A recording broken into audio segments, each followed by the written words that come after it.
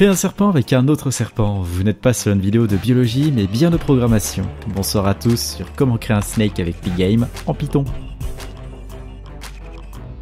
Donc allons-y, commençons tout de suite en important Pygame puisqu'on va travailler avec. On va ensuite définir notre fenêtre et l'initialiser. Donc on va dire voilà init window et on va créer une surface. Donc on va l'appeler win comme window que l'on va obtenir à partir de Pygame. Donc on va dire pygame.display.setMode. Donc ça va nous permettre de fixer notre fenêtre et on lui donne en paramètre deux constantes, même si les constantes bien sûr en Python ça n'existe pas vraiment, hein, s'il faut bidouiller. Donc là ça va simplement être des variables.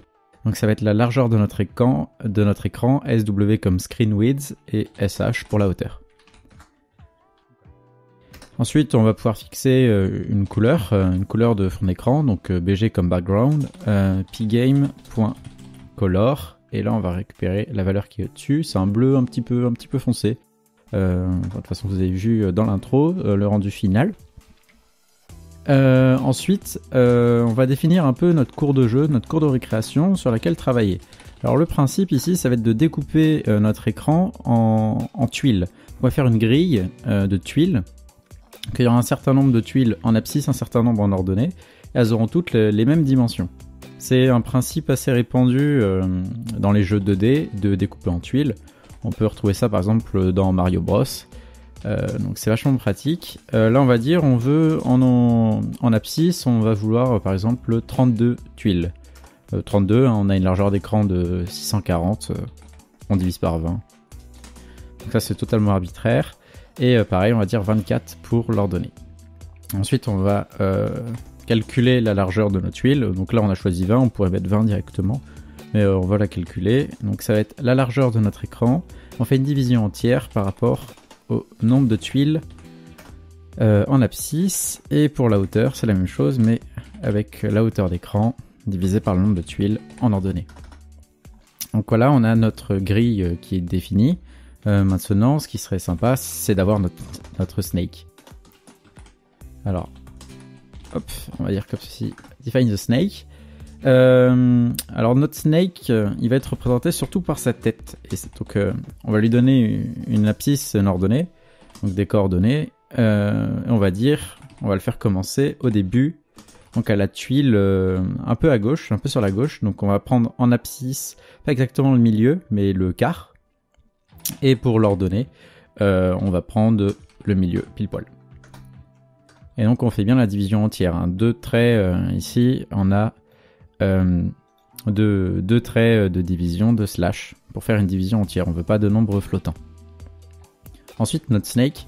Donc notre snake, toutes les cellules de notre snake, ça va être en fait une liste de listes. Ça va être une liste avec une succession de coordonnées. Donc on va arranger ça un petit peu de mise en forme, ça fait pas de mal. Si ça veut bien se mettre, voilà, parfait. Voilà. Donc notre première coordonnée, c'est bien sûr la tête de notre snake. Ensuite, on va lui mettre une cellule, mais une cellule sur la gauche. Donc pour mettre sur la gauche, on met -1 en abscisse et on met toujours la même ordonnée. Donc ça veut dire on veut la tuile juste à gauche. Et ensuite, pour la troisième cellule, on veut encore une tuile à gauche. Donc on va mettre -2. Comme ceci. Donc là, notre snake, ça va être représenté entièrement par cette liste de listes, avec un ensemble de cellules qui seront en fait juste des tuiles, des coordonnées de tuiles. Ensuite, on va définir notre nourriture. Et on aura fini de définir tous les éléments qu'on a dans un jeu classique de Snake. Alors ici, on va rajouter... Hop, c'est une fonctionnalité donc de Pizzo, ça. J'utilise Pizzo. Si on met 2 dièses, ensuite on peut le retrouver sur le côté et on peut cliquer, ça nous amène directement. Donc c'est vachement pratique. Et notre nourriture, du coup, on y revient. Notre nourriture, ça va tout simplement être une tuile de couleur rouge. Donc on lui trace sa couleur tout à l'heure. Et donc là, on va le mettre pile poil au milieu pour la première nourriture. Hop, donc au milieu en abscisse et au milieu en ordonnée. Comme ceci. Alors maintenant, ce qui serait bien, c'est de pouvoir avoir une boucle de jeu principale, parce que là, on a défini plein de choses, mais rien ne va se passer. Et donc on va dire game loop, on va utiliser une variable running, on va la mettre à vrai, on commence à jouer, hein, on commence le programme en jouant, on va dire tant que running est vrai, donc on n'a pas besoin de mettre égal true, hein, c'est sous-entendu, et on va récupérer maintenant les événements clavier. Pas que clavier d'ailleurs, on va récupérer tous les événements de l'utilisateur, que l'utilisateur peut fournir au programme. On va dire pour chaque événement, pour chaque event dans toute la liste des événements, donc pgame.event.get, on les obtient tous. Eh bien, on parcourt tous ces événements et ensuite on va regarder leur type. Donc on va dire si event.type, eh bien si c'est pgame. La constante donc kit, c'est-à-dire si l'utilisateur appuyait sur la croix, la croix qui est ici en haut, eh bien si l'utilisateur appuie sur cette croix, c'est-à-dire qu'il doit arrêter de jouer. Donc on va mettre running à false, il veut quitter le programme. Si maintenant le type de notre événement c'est un appui sur une touche de clavier, donc kdown, tout est en majuscule et on met pgame, pas event. Hop, ça marchera mieux comme ça. Donc si c'est une touche de clavier qui est pressée, eh bien on va regarder quelle est cette touche. Donc à dire si la touche de mon événement c'est pgame.keyscape, comme ceci. Donc si c'est la touche échappe, l'utilisateur veut également arrêter de jouer. Hop, c'est mieux comme ceci. Donc on sort de notre boucle des événements, et là ce qu'on aimerait faire, c'est mettre à jour notre fenêtre. Mais pour mettre à jour notre fenêtre, il faut utiliser pgame.display.update. Donc on met à jour l'affichage. Hop, comme ceci. Donc là on va dire, ici ça va être la partie un peu dessin. Et enfin, en dehors de notre boucle while running, ici, notre boucle principale de jeu, eh bien quand on sort de cette boucle, c'est qu'on arrête de jouer et donc on veut tout fermer. Donc on va dire pgame.quit, comme ceci. Alors on peut essayer, on va voir. Hop, on lance. Bon, déjà, on n'a pas d'erreur, c'est bon signe. Et toutefois, notre fenêtre, là, la fenêtre qu'on obtient, elle est toute noire. Et pourtant, je vous ai dit, la couleur ici, c'est bleu. Donc là, c'est ni bleu foncé d'ailleurs, c'est noir. Donc on n'a pas ce qu'on espère. Et bien pourquoi ? Bah tout simplement parce que notre fenêtre, notre surface ici, wind, sur laquelle on dessine, eh bien on lui a pas mis de couleur, on l'a pas rempli. Donc on va dire wind.fill, et là on va mettre notre couleur de fond d'écran. Hop, on lance ça. Hop, et c'est parfait, on a le bleu foncé, celui qu'on espérait. Donc ça c'est fait. Maintenant, petit problème, c'est qu'on a défini notre snake et on a défini notre nourriture. Mais on voit rien de tout ça. C'est-à-dire il va falloir les afficher eux aussi. Et pour les afficher, il faut donc les dessiner. Notre draw, d'ailleurs, on va le remonter. On dessine à partir d'ici. Donc il va falloir les dessiner. Et pour les dessiner, eh bien on va les dessiner après avoir recolorié la fenêtre. Parce que si on dessine notre snake et on recolorie toute la fenêtre par-dessus, eh ben on le verra jamais. Donc il va falloir le mettre entre wind.fill et pgame.display.update. D'accord, on met à jour une fois qu'on a tout dessiné, mais il faut dessiner par-dessus notre toile en fait, notre surface. Et donc là, on va pouvoir créer deux fonctions, donc drawFood et drawSnake. Et on va les écrire juste au-dessus, ici. Et donc, on a drawFood. Alors, et qu'est-ce qu'on veut ici ? Eh bien, on veut une couleur pour notre nourriture et on veut dessiner un rectangle, puisqu'une tuile, c'est un rectangle. Donc allons-y, on va dire la couleur de notre nourriture, toujours avec pgame.color. Et là, on va utiliser donc les valeurs au-dessus. Donc ça, c'est du rouge. Et ensuite, on va définir un rectangle. Donc foodRect égal. On utilise toujours pgame, rectangle.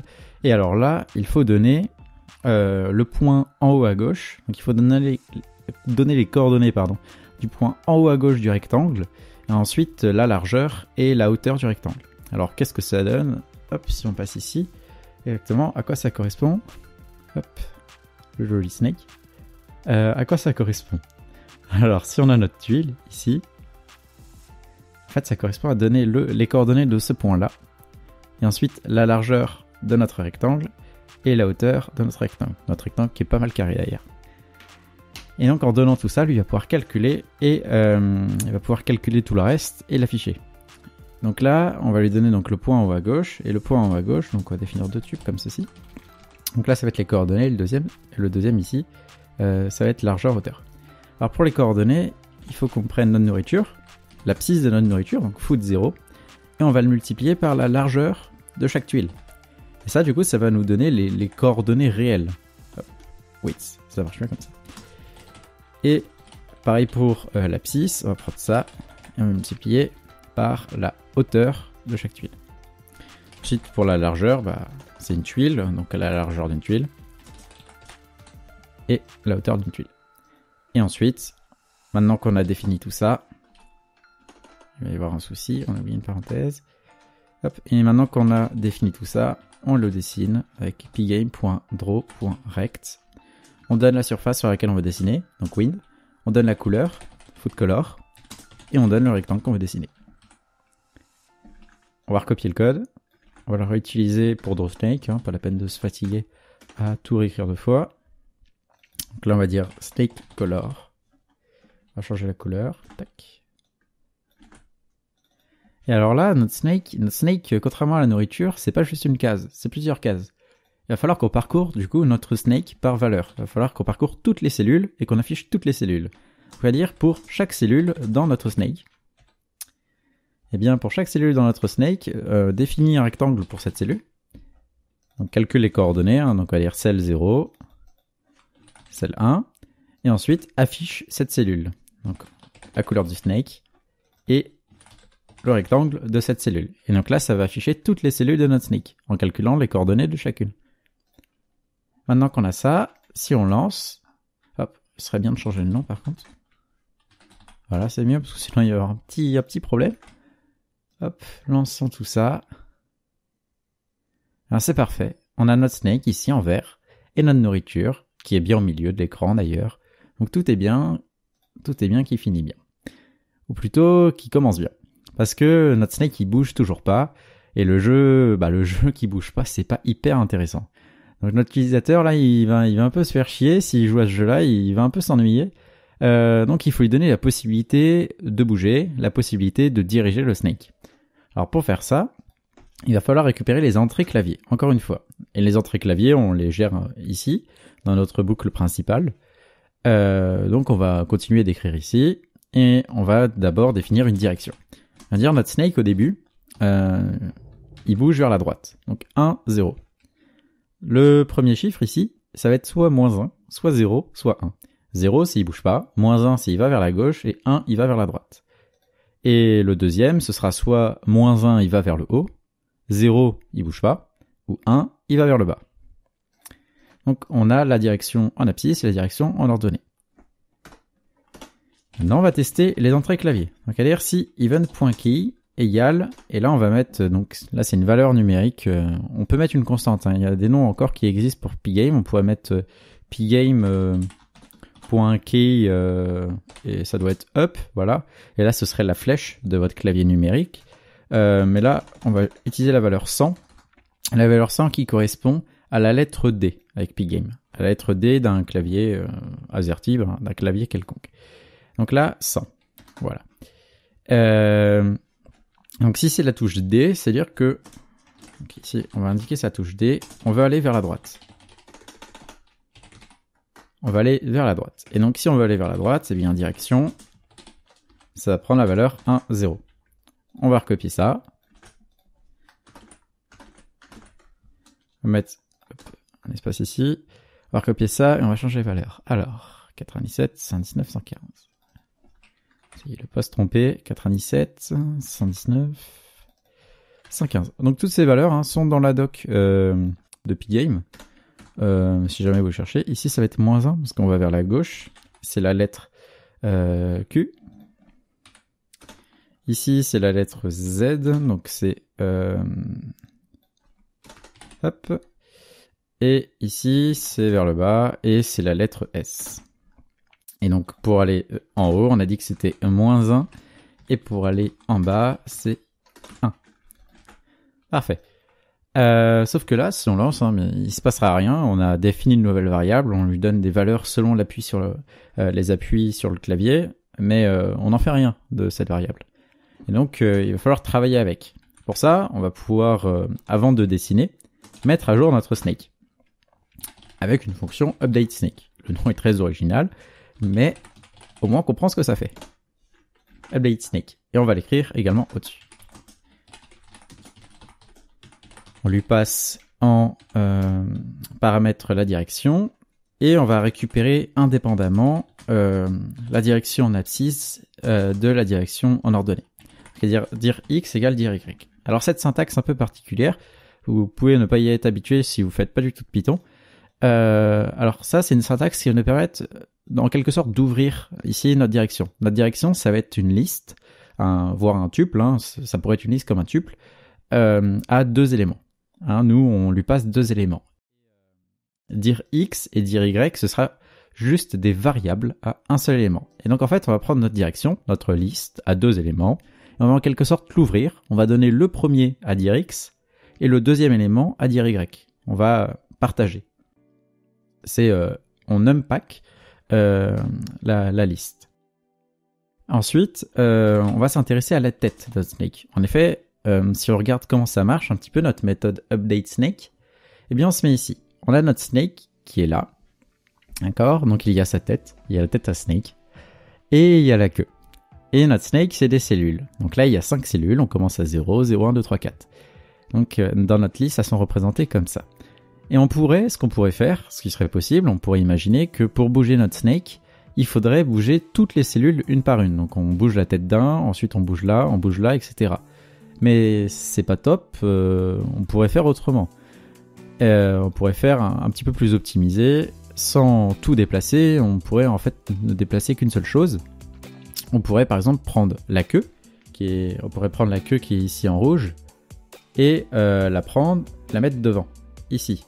Et ça ferait un nouvel élément ici. D'accord? Si on prend la queue, on l'envoie devant, etc. Comme ceci. C'est comme si on se déplaçait. Mais c'est un peu l'idée qu'on va utiliser, mais c'est pas exactement ça ce qu'on va faire. Ce qu'on va faire, c'est on va plutôt nous supprimer la queue et insérer une nouvelle tête devant. Donc on va détruire la queue et créer une nouvelle tête qu'on va mettre devant. Et ensuite, quand on met notre nouvelle tête, c'est-à-dire que notre nouvelle tête ici, hop, notre nouvelle tête va se déplacer et la nouvelle tête ne veut pas se déplacer. Donc la nouvelle tête normalement se déplacera mieux que ça. On peut la mettre comme ça, ici. Voilà, la nouvelle tête de Snake va se déplacer et ça fera comme si notre Snake a bougé. Donc on va coder tout ça et donc ce qui nous intéresse, nous, c'est la tête. La tête et la queue. Ce sont les 2 éléments importants de notre Snake. Le reste, on s'en fiche un peu. Et notre tête, elle est représentée donc par notre snake. C'est l'élément 0 de nos cellules, c'est la première cellule. Et on va la copier, histoire de ne pas faire de bêtises avec. Et puis surtout, on veut créer une nouvelle tête. On ne veut pas juste bouger la précédente. Si on bouge juste la précédente, il y aura un trou dans notre snake. Donc on veut bien en créer une nouvelle et l'insérer devant.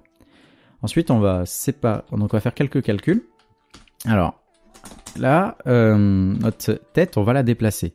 Quand on va calculer les coordonnées de notre tête avec le déplacement de direction, ici. Alors, on prend notre tête, on prend l'abscisse de notre tête, on lui ajoute la direction en abscisse, et on fait modulo. Alors, modulo de taille x. Alors, à quoi ça sert, ça? En fait, si on prend notre tête et on lui ajoute la direction. Imaginons, notre tête, elle va vers la droite. C'était pas la bonne fenêtre. Alors, imaginons notre snake, il va vers la droite. Donc voilà, snake multicolore, super. Et notre snake, il va par là. Et notre fenêtre a fait quelque chose comme ça. Voilà. C'est grand dessin. Alors, notre snake, il bouge par là. S'il bouge tout le temps par là, à un moment donné, notre snake, il va se retrouver en dehors de la fenêtre. Et ça, on le veut pas. Et le modulo, il va nous permettre de le ramener au début. C'est-à-dire que si notre snake, il arrive en bordure, ici, la tête, au lieu de disparaître à l'écran, elle va réapparaître, mais au début, ici. Et tout ça grâce au modulo. Parce que c'est quoi le modulo? Donc l'opération modulo, en Python, elle se fait avec le pourcentage. À quoi ça correspond un modulo? Par exemple, si on fait 5 modulo 2, ça va être égal à 1. D'accord? Ça va nous sortir 1. Pourquoi? Parce que c'est comme si on posait la division euclidienne, celle qu'on pose quand on est petit. On va dire 5 divisé par 2, donc je peux mettre 2 fois 2 dans 5, ça fera 4. Et 5 moins 2 fois 2, 5 moins 4, c'est égal à 1. Et donc le modulo, quand on fait 5 modulo 2, c'est cette valeur, c'est le reste qui nous intéresse. Modulo, quand on fait un modulo, ça va nous sortir le reste dans la division euclidienne. Et donc là, c'est très intéressant, parce que ça veut dire qu'on va prendre le nombre de tuiles que l'on a ici le nombre de tuiles que l'on a en abscisse, donc on va avoir 32 tuiles en abscisse, on va dire que si ça dépasse 32, d'accord, donc on divise par 32, et du coup ce sera toujours plus petit que 32. Si on prend n'importe quel nombre, on le divise par 32, ça va nous donner un reste qui sera toujours plus petit que 32. Forcément. Et donc là, ça nous mettra bien sur une des tuiles parmi les 32. Et on va faire la même chose. Donc ça nous mettra sur les tuiles 0 à tiles x moins 1, puisque c'est même strictement inférieur. Le reste est strictement inférieur au diviseur. Hop. Et donc pour l'ordonnée, on fait exactement la même chose, mais en mettant toutes les valeurs d'ordonnée. Donc maintenant qu'on a notre tête, notre nouvelle tête, on l'a déplacée, on va pouvoir tester, est-ce que par exemple notre tête, elle est dans notre snake? Est-ce que ma tête est dans, donc if head in snake, si ma tête est dans mon snake, mais je veux pas tout mon snake, je veux le corps de mon snake, parce que ma tête est dans mon snake, elle est au début, donc ce que je veux regarder, c'est est-ce que ma tête est dans une des autres cellules du snake. Et donc pour faire ça, on utilise donc cette écriture, et si c'est le cas, on va dire return false. Si c'est le cas, ça veut dire que le snake il se mange tout seul, et donc on va renvoyer faux, et ça va vouloir dire qu'en fait on a perdu, notre snake il s'est mangé. Ensuite, si notre tête est égale à notre nourriture, est-ce que ma tête est au même endroit que ma nourriture? Eh bien si c'est le cas, il va falloir générer une nouvelle nourriture, puisque la précédente vient d'être mangée. Alors pour la générer, notre nourriture, dans le snake, elle est générée aléatoirement. Donc on va pouvoir utiliser randint. Le problème c'est que randint, c'est ni une fonction que nous on a écrit, on l'a mis nulle part, et c'est pas non plus une fonction de base de Python, comme print. C'est une fonction qu'il va falloir importer depuis le module random. Et comme il n'y a que celle-là qui nous intéresse, on va dire from random, import randint. Hop. Et donc randint, et on va générer en abscisse un nombre aléatoire. Donc on veut une tuile aléatoire, et donc entre 0 et tiles x moins 1, puisque on a 32 tuiles, donc ça va de 0 à 31. Donc c'est bien tiles moins 1.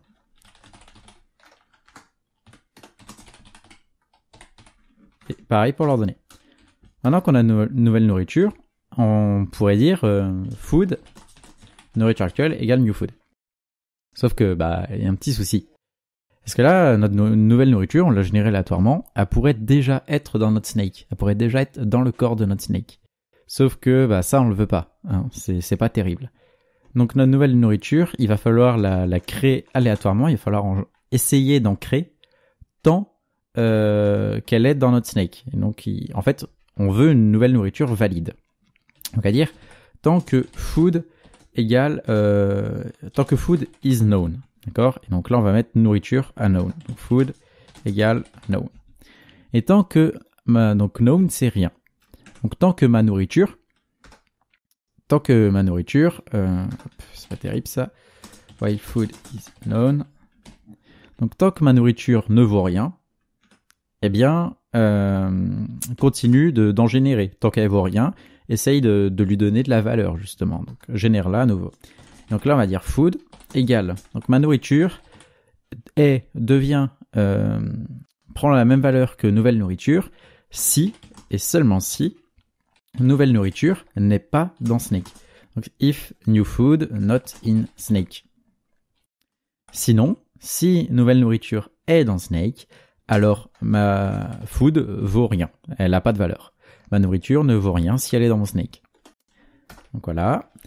Et dernier cas, donc on a géré donc déjà le cas, est-ce que ma tête est dans mon snake? Est-ce que ma tête, c'est la nourriture? Et dans tous les autres cas, c'est dire ma nouvelle tête, elle est partout sur l'écran, mais ni dans le snake, ni dans la nourriture, donc c'est un cas normal. Et donc dans ce cas-là, on a dit, on supprime la queue. Donc on va dire snake.pop. Donc .pop, une méthode qui renvoie le dernier élément, ça va renvoyer le dernier élément de notre liste, donc la dernière cellule de notre snake, la queue, et ça va également la supprimer de notre snake. Ça fait ces deux choses. Ça renvoie tout en supprimant. Et ensuite, en dehors de ces conditions, eh bien, on va dire que la tête de notre snake, la nouvelle tête de notre snake, c'est la tête qu'on a définie, qu'on a bougée depuis tout à l'heure. Donc on va dire snake.insert, on veut la mettre au début, hein, c'est la tête. Donc on va dire snake.insert au début, à 0, insert ma tête. Et renvoie vrai, puisque tout s'est bien passé, on n'a pas perdu.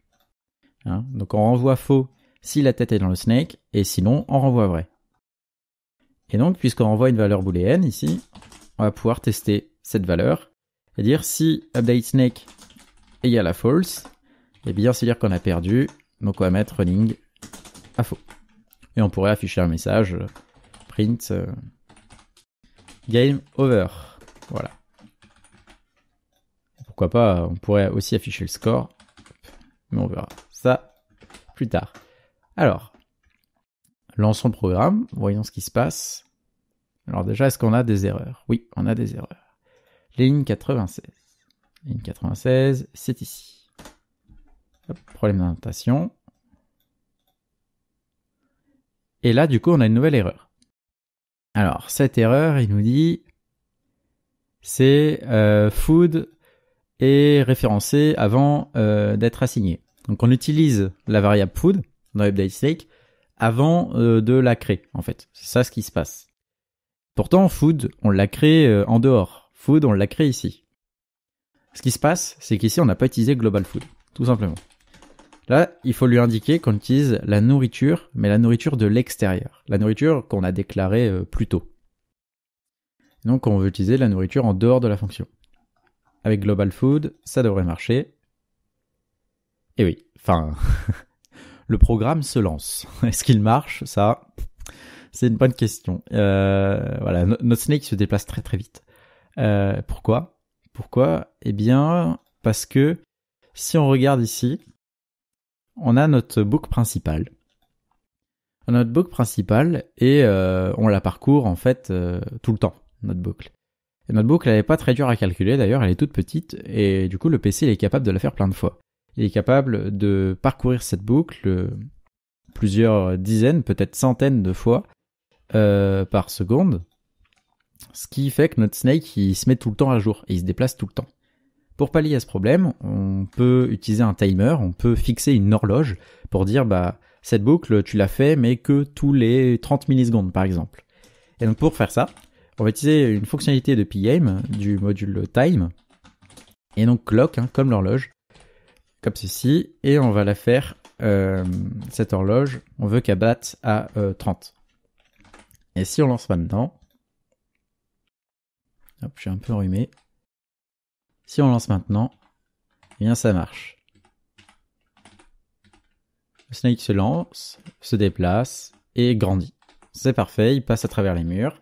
Tout est bien qui finit bien. Mais si on continue à jouer un peu, donc on joue un petit peu comme ça, et on voit que parfois, donc là on a game over. Donc le jeu s'est arrêté. Pourtant je me suis pas mangé moi-même. Donc c'est-à-dire on a perdu le jeu, ce qui arrive uniquement lorsqu'on se mange, et pourtant on se déplaçait normalement. Et bien ça arrive lorsque par exemple là on se déplace vers la droite et on appuie sur la touche gauche. Donc on appuie sur Q. Et bien là il y a game over. Le snake s'est mangé tout seul. C'est-à-dire que le snake il peut faire demi-tour. Il peut se rentrer dedans mais faire un 360 avec sa tête. Donc c'est pas terrible. Surtout c'est pas possible. Pour pallier à ça, il va falloir rajouter ici des conditions.